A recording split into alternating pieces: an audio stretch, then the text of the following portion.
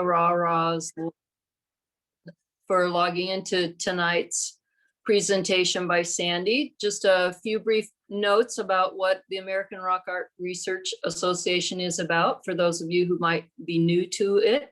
It's a national nonprofit organization whose focus is on the preservation and the research as well as the education of rock art.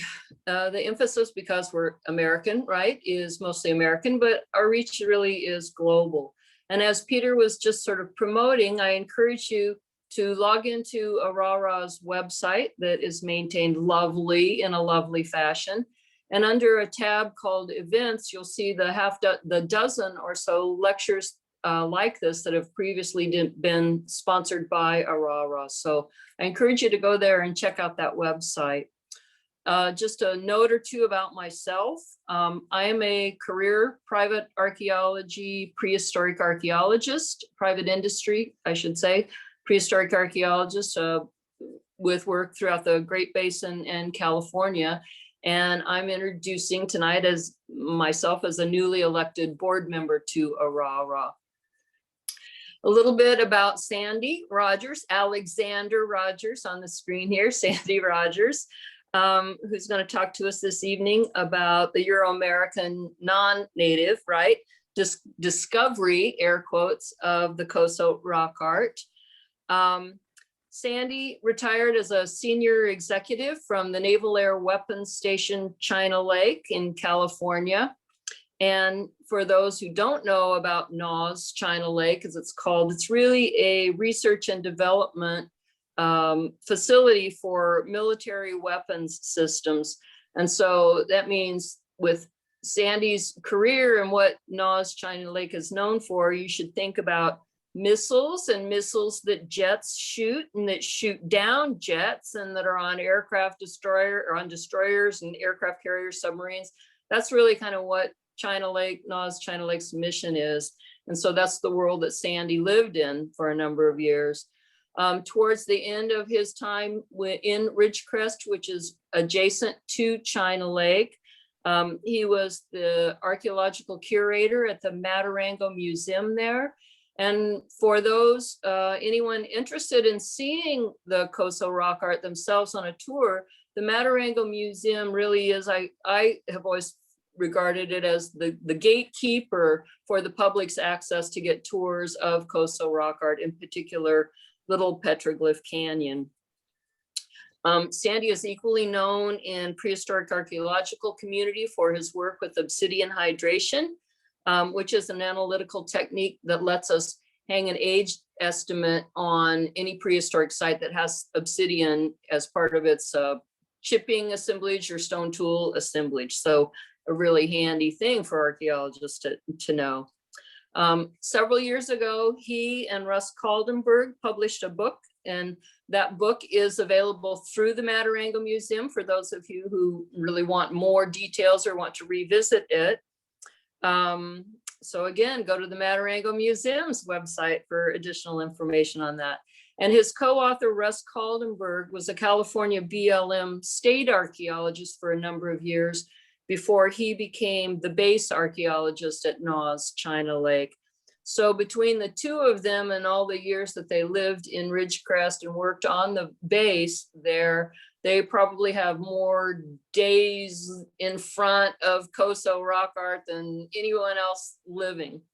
And so with that, I look forward to your talk tonight, Sandy. Well, thank you, Amy. Let's see if we can get this technology to work here.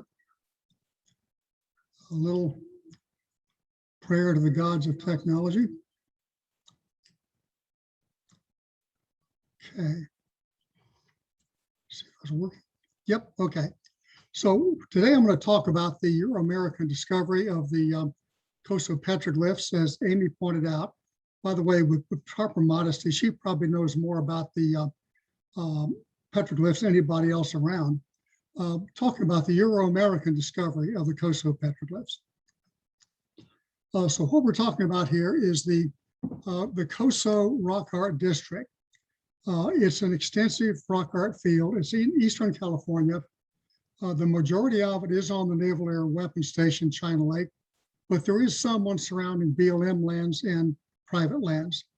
The historic landmark was first established back in 1964 on the NAS as kind of a placeholder, was expanded to 36,000 acres in about 2005. And the motivation for this particular book and talk is two questions. When we take visitors up to the Coso Petroglyphs, there are two questions that almost always come up.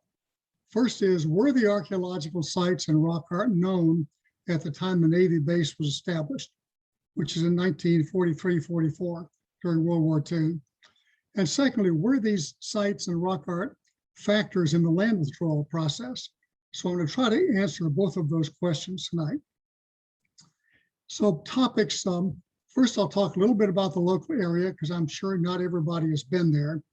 Local Native American cultures, I'll give a very brief summary on, and then a sample of the Coso rock art portfolio there.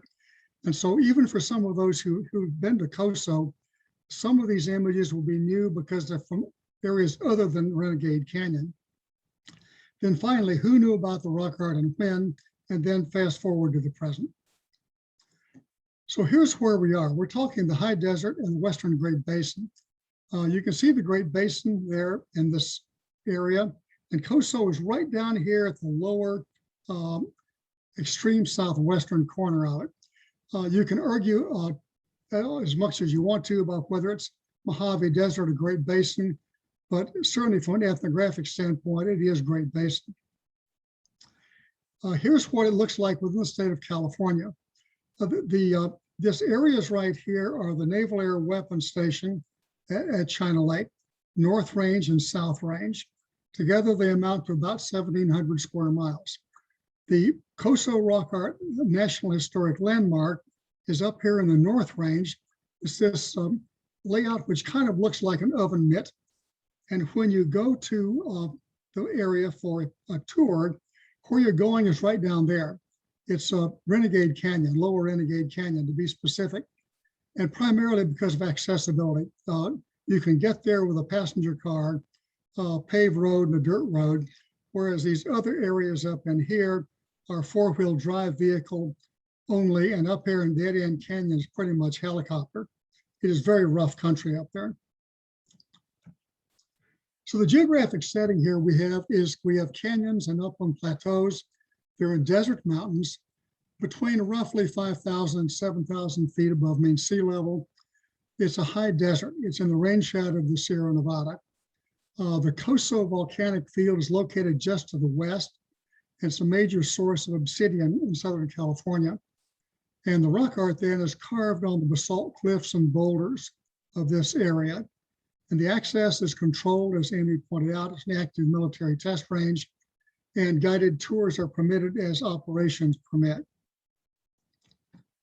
Typical terrain up there, at the upper left, you see an aerial view. This is Little Lake right here, and the Coso volcanic field right there.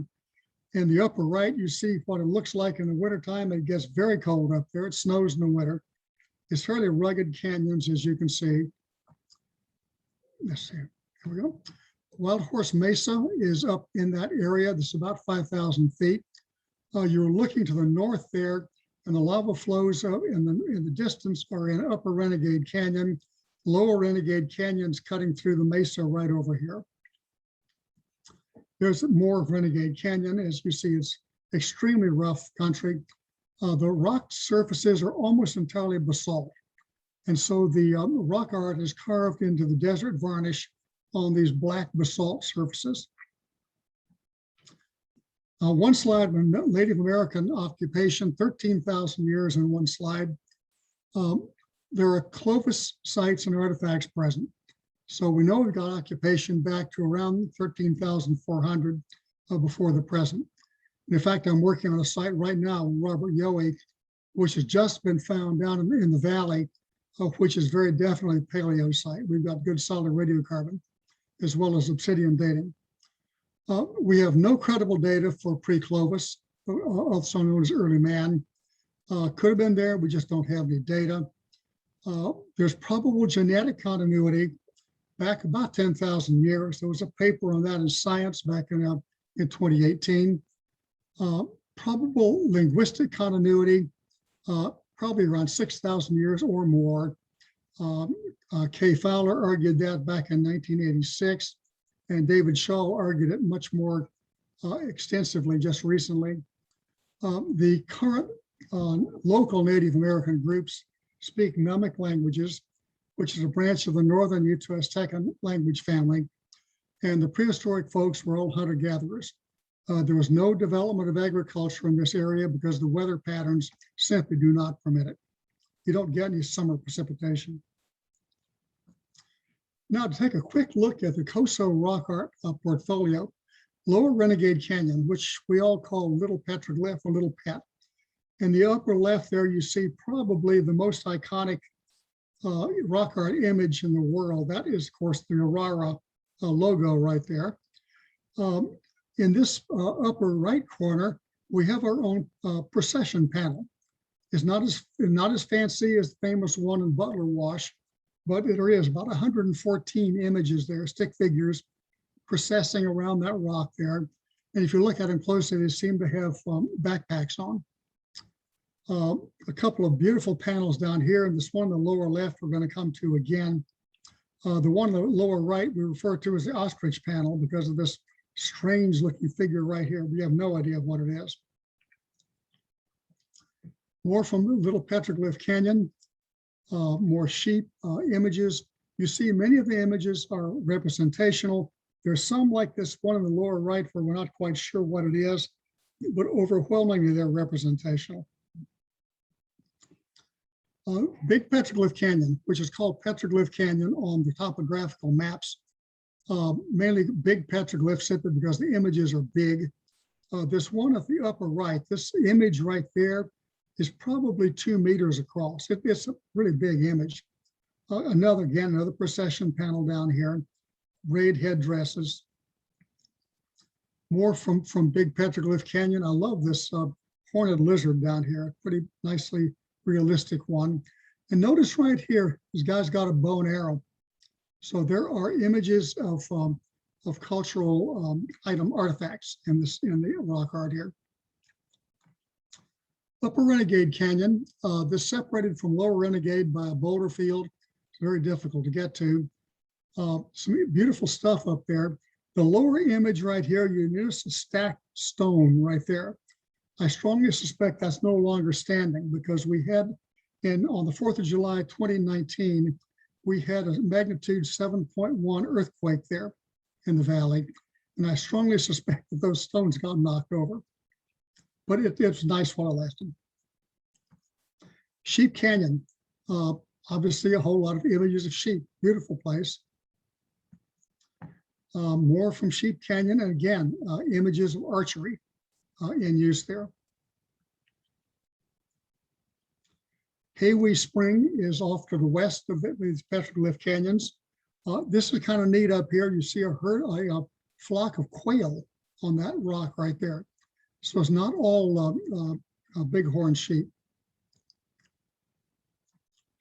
Sunrise Cliffs, a beautiful location. It's got this wonderful rattlesnake image right here.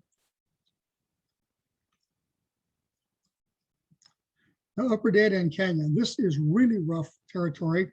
This is the area that's which Amy and her folks only discovered in the late 90s in the process of doing the boundary survey for the rock art national landmark.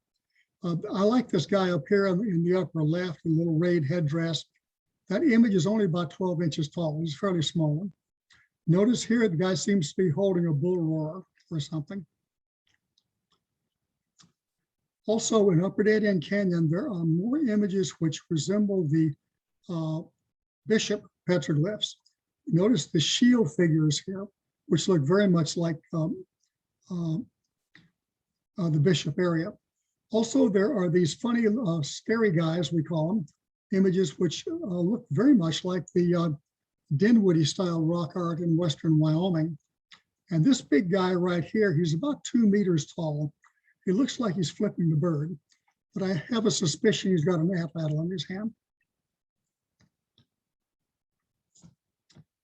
Coso Military Targets Range, this is separate from the others. Again, beautiful sheep images. And by the way, there's images underneath there too. And for the military history buffs, right off the edge of this area right here, there is a World War II Sherman tank. And it's sitting there for a good many years.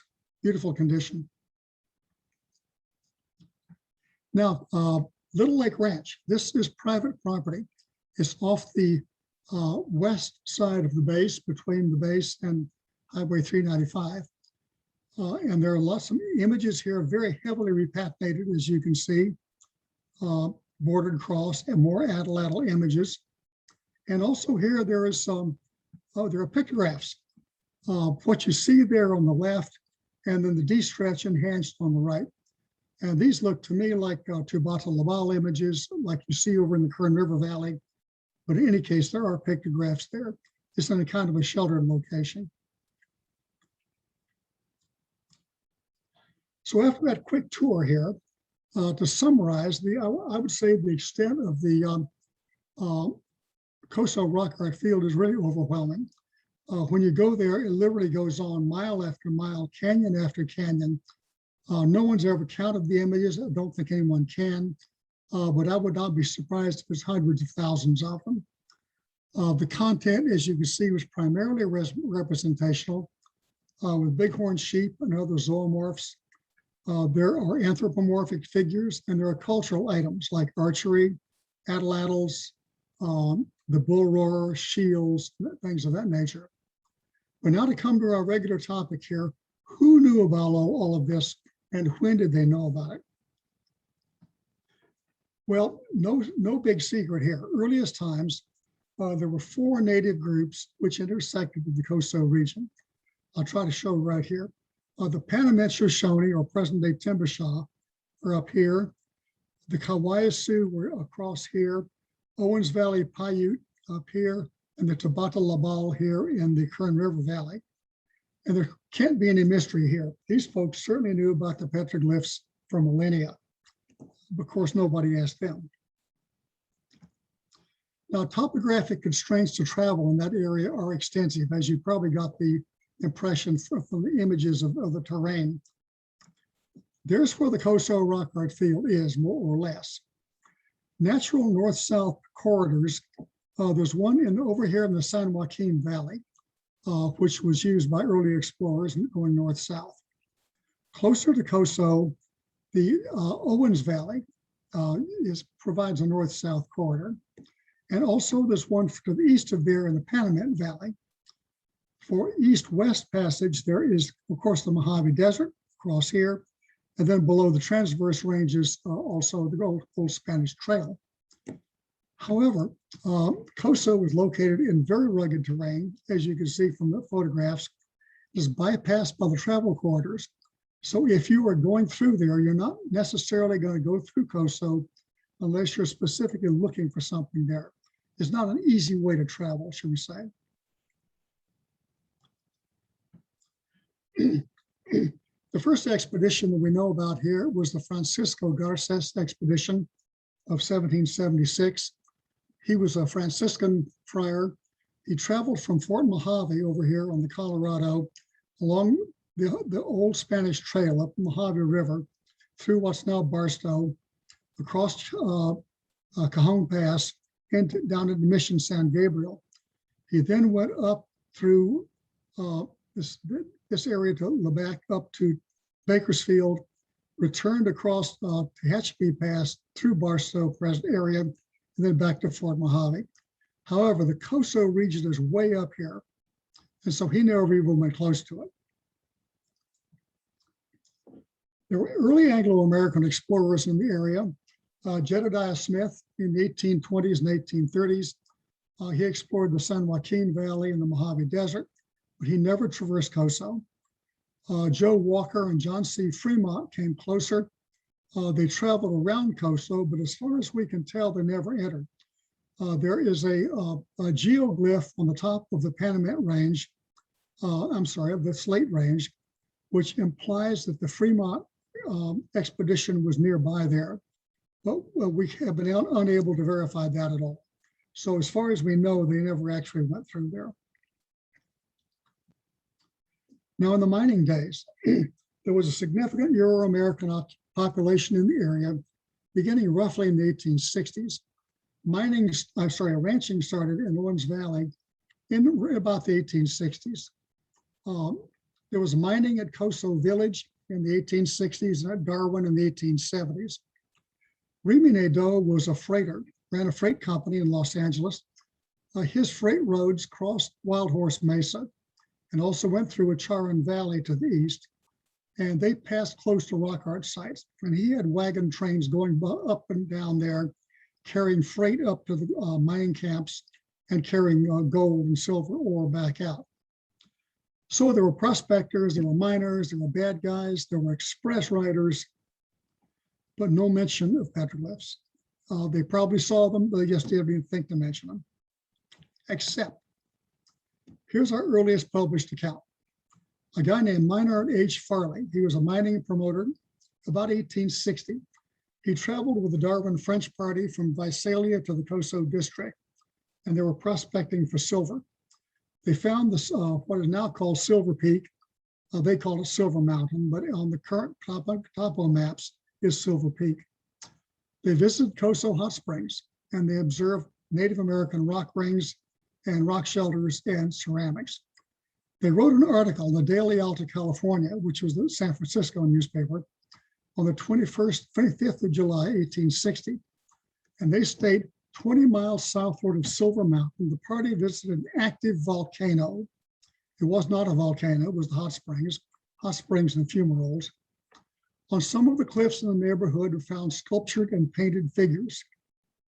He goes on, the designs were rude and uncouth, representing warriors with hideous and cruel faces, armed with spears and bows and arrows. Now, if you know the Coso petroglyphs, you wonder what were these guys looking at, or what were they drinking? So what did Farley see? Well, in the first place, he was a mining promoter telling a story. He was not an anthropologist making a report. And this was the kind of story they expected in those days. The route from Coso Hot Springs to Silver Peak traverses either Black Canyon or Dead End Canyon, very rough terrain, but does not go through Renegade Canyon. So he would never have seen our logo. The typical anthropomorphs they would have seen were like these guys.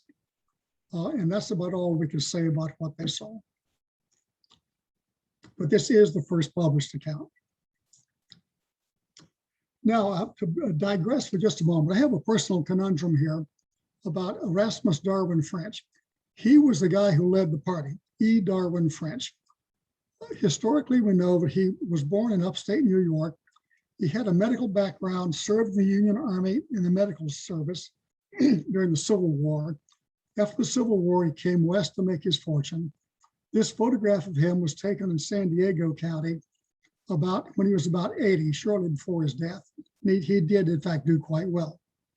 The E, though, is Erasmus. Erasmus Darwin was an English physician.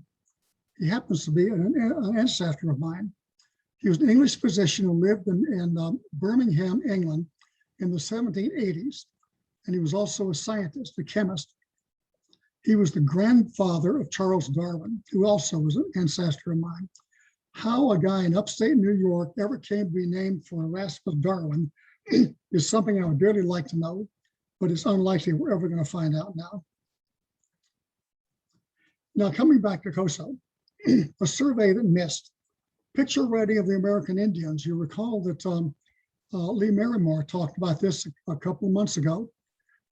He used this as a source in his Western message pictographs. Bureau of Ethnology report, published 1893, is an extensive survey and interpretation of rock art, literally worldwide. It extensively documents the Bishop Tablelands north of Coso. They briefly talk about Death Valley and the Mojave Desert east of Coso, but there's no mention of Coso rock art at all. And by the way, if you have occasion to use this as a reference, beware, because Mallory uses petroglyph and pictograph interchangeably. He does not make the distinction that we make today. Now we fast forward to the 20th century, Herb Summers. He was an electrical engineer graduated from USC in 1923, lived in Los Angeles. He enjoyed exploring the desert regions, and he photographed Lower Renegade Canyon in the Coso region beginning in 1923. And his photographs and notes are on file at the Matarangelo Museum. We see a picture of him here as a dashing young man. He's leaning on his 1925 Chrysler Roadster. We're going to come back to that. We know it's a Chrysler because of that hood ornament. You talk to the antique car guys, they tell you, oh, yeah, it's a Chrysler. And here he is. And by the way, that's a Craig Jorgensen rifle he's holding. Here he photographed Lower Renegade Canyon about 1923. That left-hand image, you can compare that to a modern image of that. That's the same one right there. And so he was there in about 1923. Now, the guy on the right there is his buddy, Philip Johnston, who is a friend of Herb Summers, and we're going to hear more about him shortly. A very, very small cast of characters here. Summers wrote 3 typewritten pages of narrative comments. They're undated, but his son, Ivan Summers, told us in about 1923. He described desert varnish, and that is the earliest description of desert varnish that I've ever come across. He described and sketched the classic Coso sheep. This is his sketch right down here. The boat-shaped body, the tail vertical, the head turned so it seems to be facing the viewer, and so you see the horns in that perspective. He expressed concern about the future of the petroglyphs. This was in 1923. He was a conservationist, and he was worried about that they were going to be overrun and damaged by tourists. He also noted prior study taking place. He says he met a Palo Alto teacher who had hundreds of excellent photos. We have no idea who this guy was. I'd love to know, but it's probably lost now. But so there already was study taking place. His car solves the car glyph mystery. If you've been to Lower Renegade Canyon, you will have seen the car glyph. There it is. It's about 10 centimeters long. It was carved obviously with a cold chisel, steel tools, and a hammer into the basalt. There is his 1925 Chrysler Roadster. And I submit that is the same vehicle. You can compare it item by item, the rounded back end, the spare tire, the spoke wheels, the steering wheel right there and right there. That's the same vehicle. And by the way, this image down here was at Barker Ranch where the Manson gang hung out later. However, Summers was an ardent conservationist, and I don't think he created that image. That's not the sort of thing he would have done. It was most likely carved by someone who saw his car at the canyon and also had the time to make the glyph. And the number one suspect to me is this guy, John Carricart. He was a Basque sheep rancher and prospector. He established Junction Ranch during the 1920s to the east of the petroglyphs. He was kind of a BSer. He claimed to have discovered the Coso Petroglyphs. He was the one, if you've ever been to the petroglyphs, you know there's remains of a wire fence across the canyon. We call it the sheep corral. He was the one who installed that fence, literally for corralling sheep. He was hired by the Navy as a caretaker in 1944, and he died in a car accident in July of 1945. We found that out from his grandson. And he's standing in front of the adobe ranch house, which he built at Junction Ranch. So a big unknown here and another survey. Grant et al., and their famous rock drawings of the Coso Range, they mention a University of California survey in 1929 performed by F.R. Johnston and R.A. Carter. This is not the same as Philip Johnston. And by the way, Carter's name is not misspelled. It does have 2 T's in it. We've met his son. No other record of this survey seems to exist. And we don't find any records ever published.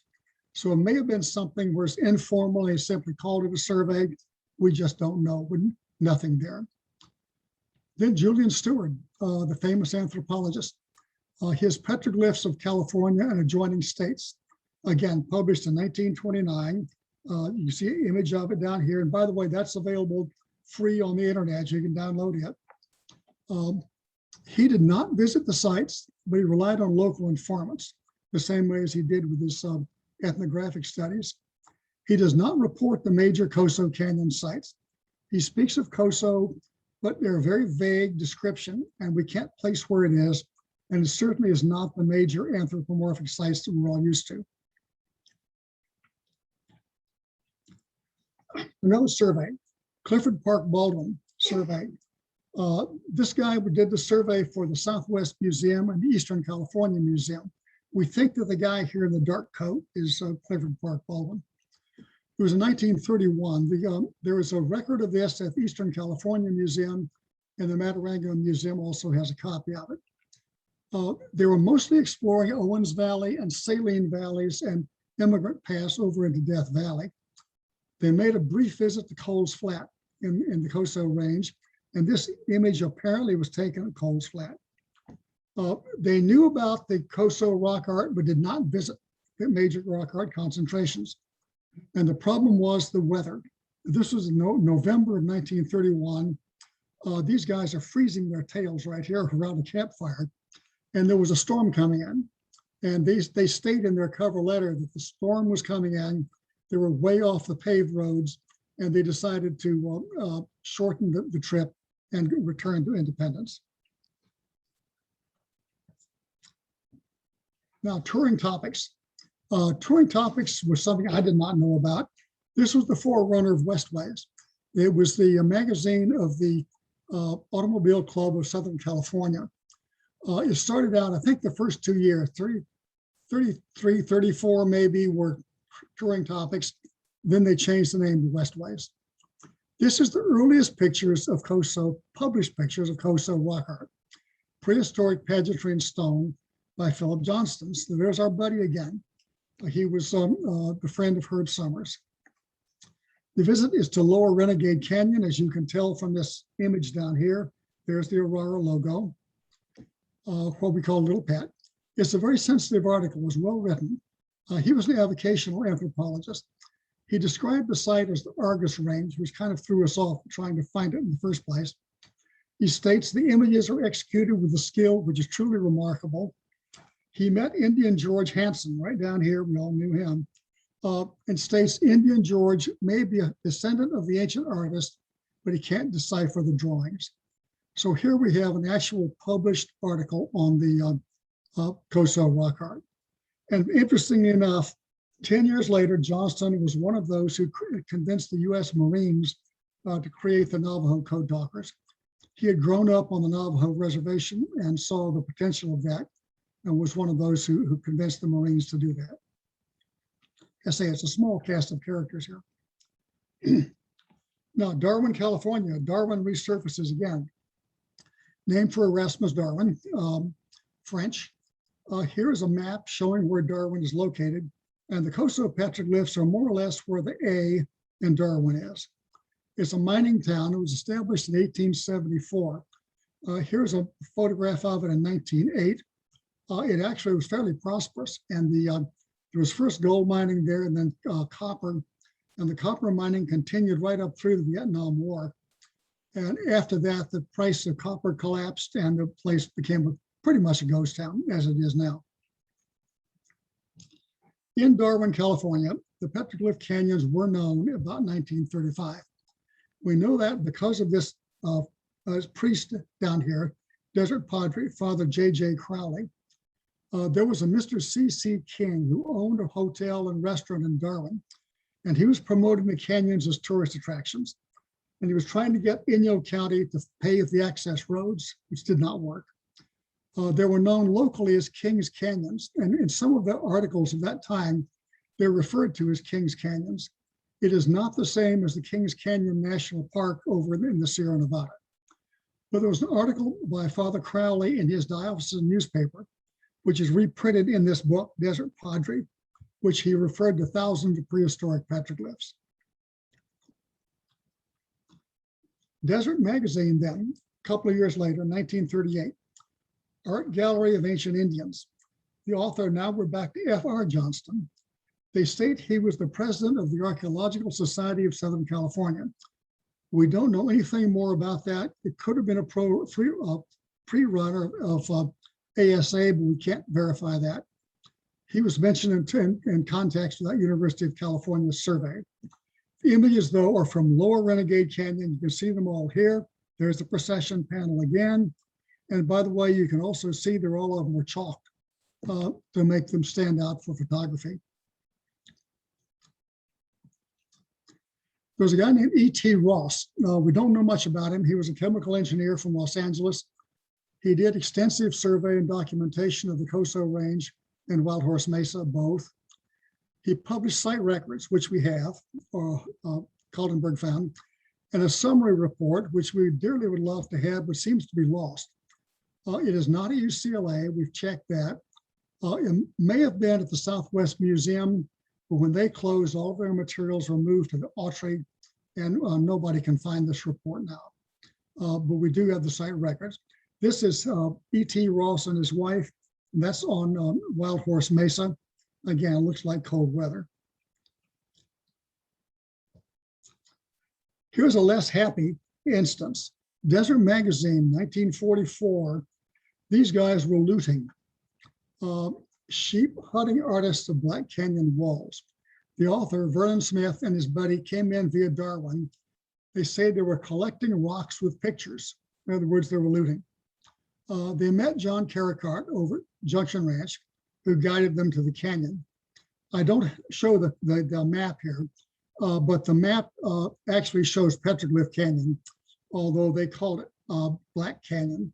But you can see these are absolutely Petroglyph Canyon images right there. We all know and love those. So they did, I guess, cart some rocks away.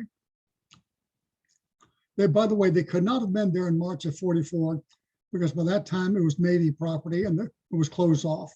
I would guess they were probably there the preceding autumn.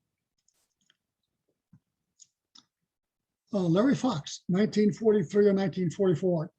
This guy was an early resident of Indian Wells Valley in Ridgecrest. He was a photographer employed by the Navy. He photographed the rim of Lower Renegade Canyon. And if you've been there, you recognize it. That's it. The note on the back says, quote, taken near Indian picture writings, New Year's 1943. Now, I don't know whether it's actually 43 or 44. I know I get confused when the year changes and I keep writing the previous year even when I shouldn't. In 1943, the Navy was not there. So if he took it then he was on his own. If this was taken as a Navy photographer, then it had to have been 1944. Now, here we get some professionals. UC Berkeley anthropologists, Bob Heiser and his students in the early 1940s. Here's a picture of Al Moore. He was a grad student of Heiser's. He conducted archaeological survey in the Petroglyph area before the war. We have some of his correspondence at the museum. Unfortunately, he never published, which is, of course, a typical sin of archaeologists. Agnes Bierman, she was out there with him, a graduate student at UCLA. She worked on the Stahl site at Little Lake with the Southwest Museum. She took part in survey and excavations with Moore and crew on both the North and the South Naws Ranges. And there is a site named for her on the South Range. This is at Bierman Caves, SBR8. This is a trinomial, a picture of her on the left. There's kind of a sad postscript here. She eventually married a guy named Babcock. She did not complete her MA in anthropology. She faced severe institutional discrimination in those days, and I can understand that. My mother was the first woman to receive a PhD in physics at Rice in 1940, and the institutional discrimination was absolutely horrible. Orders of magnitude worse than what we have now, and it still occurs. Any rate, Agnes was honored at the Society for California Archaeology meeting in Ridgecrest in 2005. She visited her site at Little Lake Ranch. Kaltenberg arranged her to visit her old sites on the North South Range. and she subsequently passed away around 2015. She was a wonderful lady. Virginia Hitchcock, 1946. Again, Berkeley. She was an undergraduate student at Berkeley. She conducted a survey of petroglyph and renegade canyons. It's on file at the Matarangon Museum. It was probably a senior project to judge from the level of detail. And she wrote a report to the China Lake Command dated 10th of September, 1946. And you can see there is our logo again. And I want to point out in the middle, there's a beautiful image of a atlatl. And that is in, I think, in Petroglyph Canyon. And this is a Petroglyph Canyon. And she got the canyon names correct too. Not everybody did. Then land withdrawal, 1944. 650 square miles were withdrawn for Navy use in early 1944. There were test ranges for air-launched rockets called HVAR, high-velocity aircraft rockets. A major role in winning World War II. You see this photograph was taken at China Lake. This was taken at Okinawa with the same rockets. The land withdrawal decision. Wells, mines, and homesteads were factors here. Kaltenberg went to the Federal Document Center in Denver and looked at the boxes of documents that are related to land withdrawal. He says there's about 40 boxes of them there. But there's no mention of petroglyphs or archaeological sites. The issues were water rights and mineral rights and land ownership, especially homesteads. Now here's the interesting photograph. There's a visit to the petroglyphs between January 1944 and July 1945. I think this was Big Petroglyph Canyon, but we can't be sure because there's also areas in Little Pit that look like that. There's old John Carricart. So because of him, we know it had to be before July 1945, because that was when he died. These two Navy guys who were loaded for bear wouldn't have been there before January of 1944. I don't know what they were expecting to encounter up there, but one of them has got an M1 carbine over his shoulder and the other's got a 45. So whatever it was, they were prepared for it. And I wonder, speculate if that is Virginia Hitchcock. We don't know. There's no way to tell at this time, but she's about the right age to have been Virginia Hitchcock. So it's a tantalizing thought. Now, post-war publications, Coso rock art was mentioned by Heiser and Baumhoff in their 1962 volume. The definitive monograph by Campbell Grant, Jim Baird, and Ken Pringle was published in 1968, right here, Rock Drawings of Coso Range. It's the result of years of careful survey, and I think it's still the best book on the subject. Grant and Pringle, I know, have passed away now. I don't know about Jim Baird. I suspect he has too. But the book is still in print, by the way, through the museum. The present then Naval Air Weapons Station at China Lake is now 1,700 square miles. It's the home of the Navy's largest laboratory and test range complex. It is called the Naval Air Warfare Center Weapons Division. Its mission is development, test, and production support of aircraft weapons and weapon systems, where I worked for 40 years and Fran worked for 20. It's made a major contribution to the fleet ever since World War II, and also has protected the archaeological and rock art resources because of being a restricted area. So in summary, I'd have to say the Coso rock art was clearly known and published before land withdrawal for the Navy. It was known to locals, both Native American and Euro-American. There were avocationalist visits and there were popular press accounts. And some scholars knew about it, especially the Heiser gang at Berkeley, but it was not a factor in land withdrawal as far as we can tell. So to summarize, who knew and when, the local Native Americans over 10,000 years ago were the first to know. Maynard Farley generated the first published account about 1860. Herb Summers in 1923, the first extant photographs, although there obviously are previous ones we just don't have. Philip Johnston in 1933, the first published photographs. E.T. Ross, the site records and his lost report, I wish we could find it. Virginia Hitchcock would get the credit for the first academic report, and Grant et al. Were the first, and I think still definitive book on the subject. And before I close, I want to make some acknowledgments here. We really need to, first and foremost, we really need to acknowledge the unknown Native Americans who created this incredible rock art. Ivan Summers provided his father's photographs and notes. Mark Fall, many of you know, retired from California State Parks. He did the grunt work of locating the Farley article. We knew it was in 1860, but plowing through old newspapers from 1860, he did that. Elizabeth Babcock is the history curator emerita at the Matarango Museum, and she found and pointed out the Larry Fox photos. John Anderson, who I believe now lives in Australia, is the grandson of John Carricart and gave us photographs of his grandfather. Morgan Yates, the corporate archivist at the Automobiles Club of Southern California, found the copy of the 1933 Touring Topics article. And then the Navy advised by the Tribal Council for protecting and preserving the Coso sites. There is more information, as Amy mentioned. Russell and I published this book back about 2014. There is more, as a narrative with more detail here. The book includes transcriptions of the Farley article and also the Summers descriptions. It contains a bibliography of papers on Coso rock art as of then, although that's a moving target. It's available from the Matarango Museum bookstore and matarango.org. By the no access, I need to do this. Access to the Coso Rock Art National Historic Landmark is restricted because of safety and security. It's an active military test range. Lands are managed by the Navy.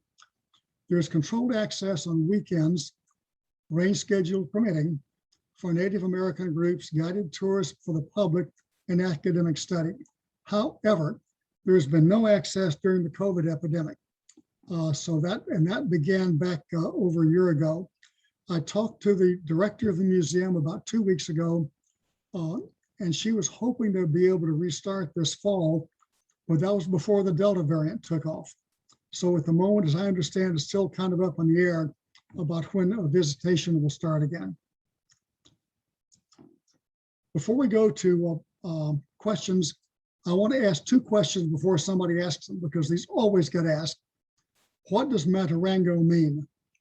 And the answer is we don't know. It's the name of the highest peak on the Naval Air Weapons Station. It's in the Argus Range, about 8,000 feet. It was recorded on a topographic map in 1871 by Wheeler, published in the Wheeler Survey. But the source of the name is completely unknown. Two theories are either it was a Mexican vaquero's slang for a poor horseman, or it was a nickname for a local Native American in the 1870s. We just do not know. The museum, though, was named for the mountain peak. And the other question then is the origin of China Lake, because that always gets asked. Again, we're not sure. We do know that in 1868, Chinese laborers were imported to build the Central Pacific Railroad. We all know that. After the railroad was complete, they were drifted into other employment, and there were Chinese employed in the local area by Remy Nadeau to build his freight roads, and by John Searles to mine borax over in the next valley. In 1913, there's a map of the Tonopah Tidewater Railroad, which shows China Wells. And there's 1914 U.S. Geological Survey report, which refers to China, quote, China Lake or China Borax Lake. And it says this name was given because of former borax workings, which were presumably operated by Chinese labor. And I expect that's about as good as we're going to get. So with that, I can answer questions.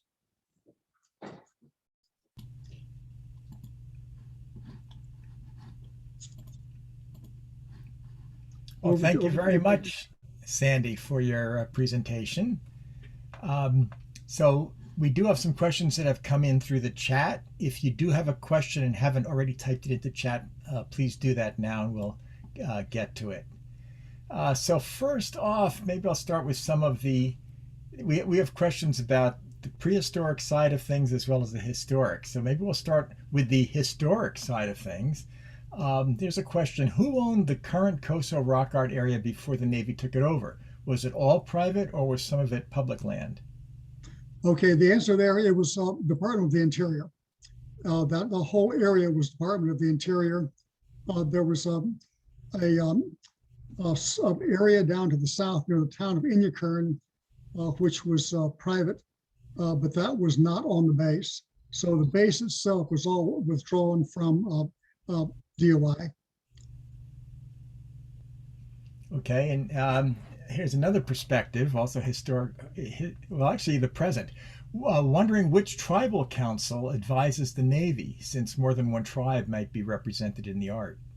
There, as I understand it, I've not been part of the tribal council. As I understand it, there are about half a dozen tribal groups that are represented on the council. The Big Pine Band, the Timbishaw, the Lone Pine Band. I don't know all the others, but there's probably half a dozen or maybe even 8 tribal groups who are represented on that tribal council. Okay, another historic question. We saw the inscription of the car. Are there any other historic inscriptions, maybe Spanish or Mexican, Anglo in the area? Not that I'm aware of. Oh, I'm sorry. My wife reminded me. There is a huge glyph says E equals MC squared. There's 2 of them actually, which apparently date from the early days of the Navy base.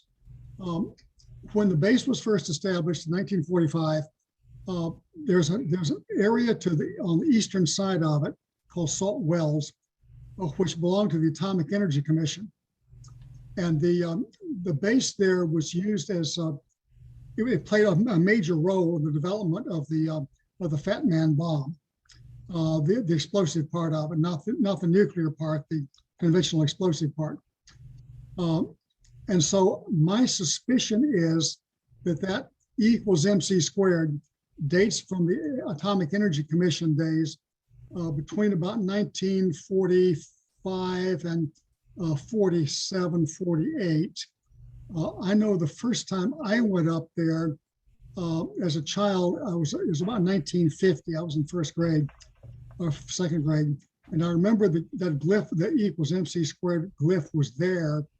And I remember my parents talking about it. So it's a historic inscription now. There's at least one other inscription up there, which appears to be the tail number from a Navy airplane.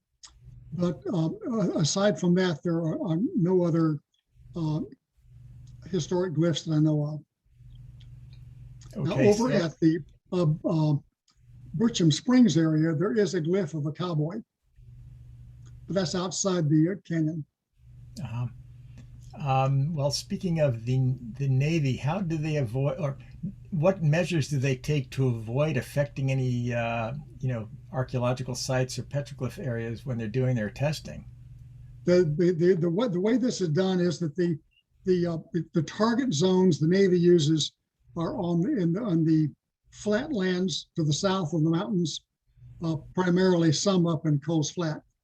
But the area where the mountains are and the landmark is simply a safety buffer zone. There's no impacts ever planned up there. Every now and then there's a mistake and something does land up there, but there's been no damage. So when they talk about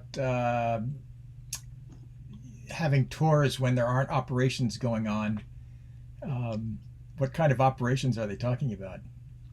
Aircraft operations, weapons operations. The problem is that in order to get to the petroglyphs, you have to cross through the target areas. Okay. All right. So let's. Why don't we jump into the prehistoric side of things for a little bit here? We have a number of questions about that. And maybe we'll try lumping some of these together. So there was a question about the various theories. Garfinkel's surmise of a public sheep cult versus shaman vision quest, which I think was from Whitley, the old hunting magic models.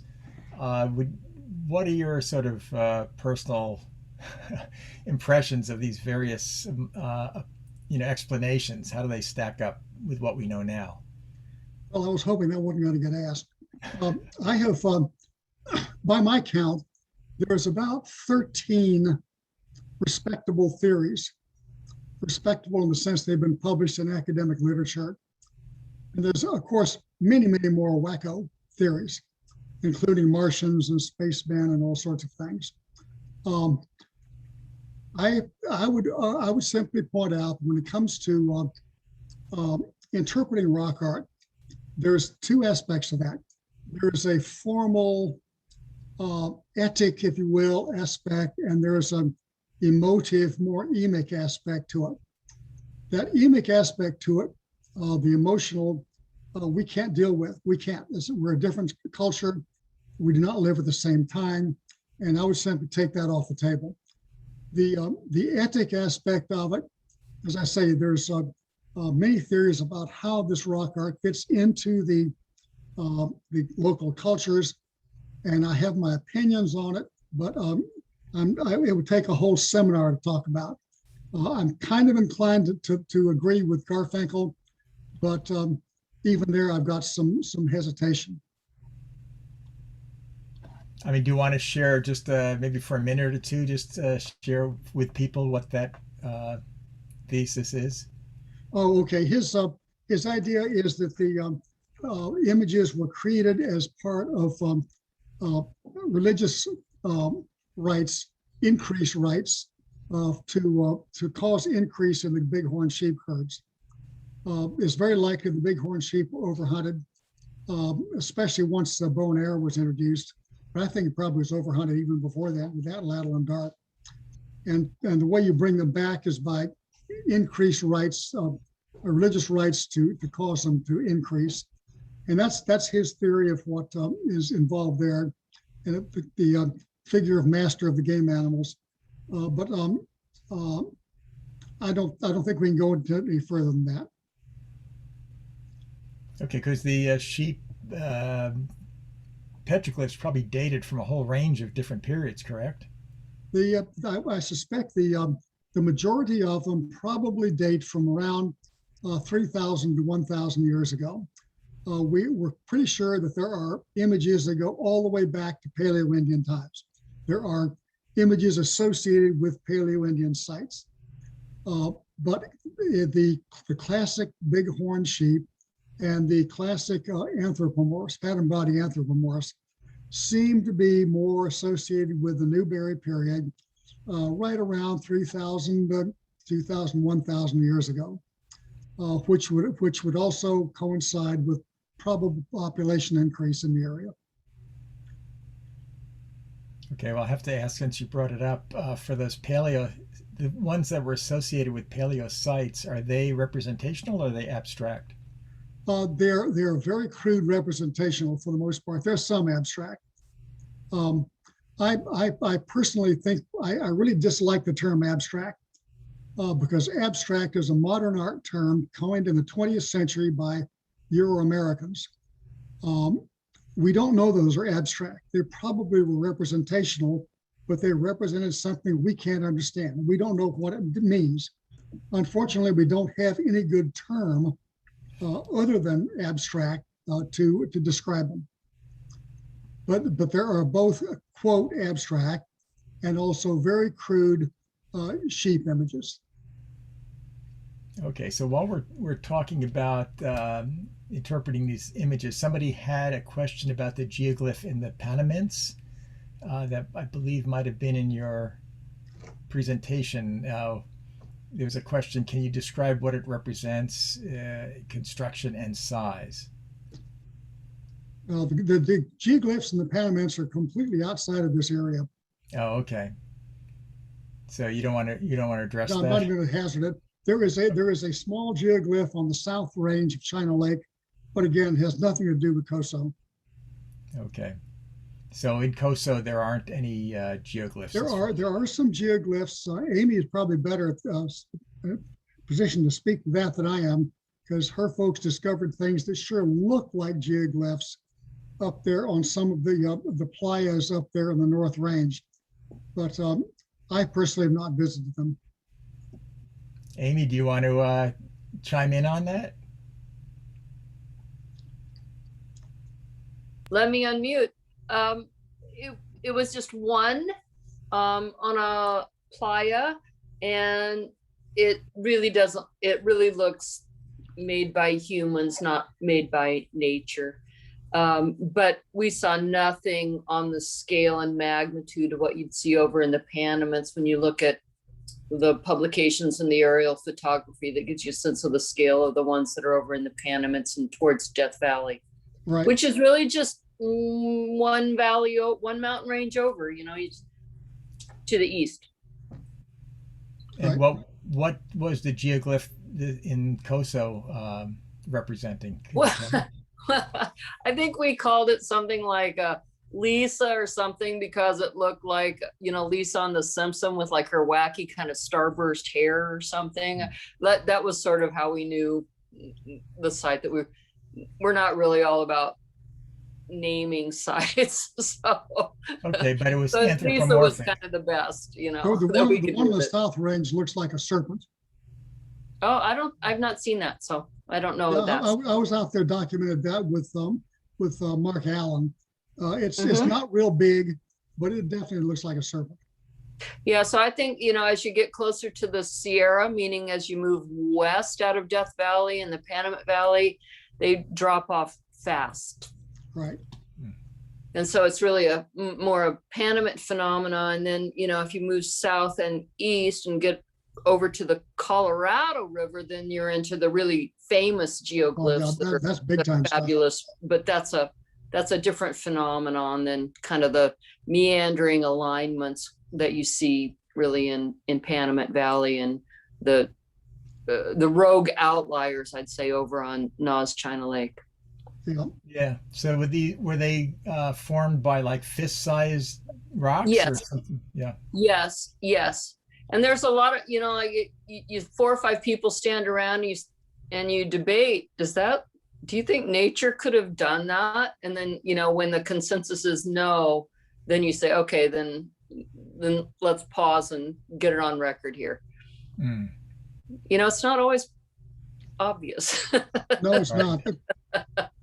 There's Nature's a cruel beast, right? yeah, there's some rock alignments in the hills south of Ridgecrest, which I'm sure they're natural. They're not man-made at all, but they sure look like it at first. But the story at Coso is really the rock art on the canyon and the basalt faces. It's really not what's down on the ground, unless you want to make the dirt archaeology be the record at Coso and pair it up. So, Mm-hmm. and there's a lot of dirt archaeology out there. Right. Yeah. Do you want to say anything about you said there was a current paleo excavation going on? No, I can't. We're working on it right now. It's near the playa of China Lake, but it's all ongoing. Okay. Okay. There's a question about pictographs. Are there pictographs in Little Pet Canyon? There in Lower Renegade. There are two. I'm aware of two very, very faint ones. One is red. You really can't even see it without D-stretch. And the other is black charcoal, but they're in sheltered areas, and they're pretty unexciting. That's all I can say. You can't tell what they represent? No, well, yeah, the black one looks like zoomorphs of some kind. The red one, who can tell? While we're talking about Renegade Canyon, how did it get its name? We have no idea. Okay, just a Renegade Canyon. We did have a comment. Somebody says, this is Bob Cates, that he had photographed a chiseled glyph of William Keyes in Upper Renegade Canyon, who was apparently an associate of Death Valley Scotty, who had developed a mine in the southern funeral range up north in Death Valley circa 1910. Okay, I've not seen that one. Okay, so you can check with him on that. So yeah, somebody says that you left the impression that there was a sort of a sense of indifference towards this amazing discovery back in the early days. and there wasn't really a sense of urgency to get it all documented. So obviously we've seen some documentation since. Is it fully documented now, as far as we know? No, I don't know if it's even possible to fully document. If you want to document the Coso rock art, you're talking a multi-million-dollar project. Wow. It goes on and on and on, and layer and layer and layer. Hmm. So maybe some people have some good theses they could write on that. Absolutely. Question about burros or donkeys. Are they still on the base? Sure are. We call them desert maggots.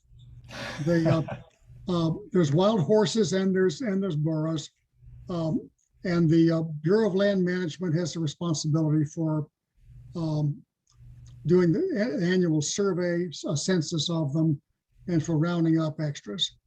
There was a study done years ago to calculate the carrying capacity for the range. And I remember it's about 150 wild horses and 0 burros. Well, of course, you never get the burros to 0. They're everywhere. So yeah, they're still there. Yeah, okay. Another question. Are there similar petroglyphs, similar style petroglyphs that are found outside of the Coso range? Oh yes, there are all around the area. There's more. The Bishop Tablelands have got incredible numbers of them. The Saline Valley to the north, yes. And then one comment, I'll just pass this on. It says, can we drop the term crude in relation to past cultures? Because it might not actually be crude as far as they were concerned. I'm using the crude in the 20th century artistic sense, not in a critical sense to the ancient cultures. We do not have good terminology to describe it. Yeah, no, I'm guilty of that myself for the same reason. So I think it's good to share the comment. But yeah, we do have a problem with vocabulary. We got a big problem with vocabulary. Yeah. So I think that's it in terms of questions. If anybody has a last question, sneak it into the chat quickly.